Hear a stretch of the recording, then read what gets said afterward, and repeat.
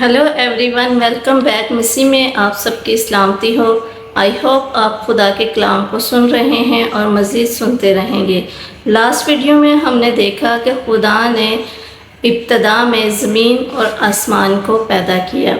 Bible मुक़द्दस के मुताबिक पैदाइश पहला बाब उसकी पहली आयत में लिखा है कि खुदा ने इब्तदा में ज़मीन और आसमान को पैदा किया।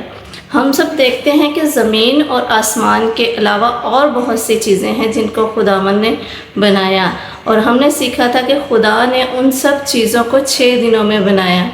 आज हम सीखेंगे कि खुदा ने सबसे पहले किस चीज़ को बनाया। कादर मुतलब बाप, मैं दिल और दिल की गहराइयों से आपका शुक्र अदा करती हूँ गुज़रे वक्त के लिए।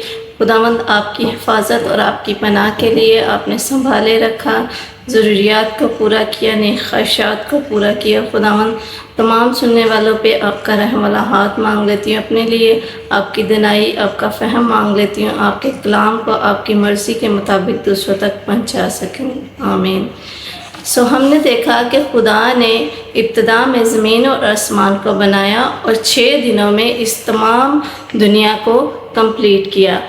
हम देखते हैं कि खुदा ने जब ज़मीन और आसमान को बनाया और ज़मीन सुनसान थी, वीरान थी, हर तरफ ज़मीन पर अंधेरा था, और खुदा ने कहा रोशनी हो जा, तो रोशनी हो गई।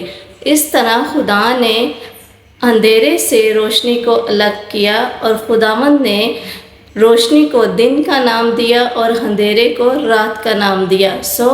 ये था पहला दिन जब खुदावंद ने रोशनी को बनाया।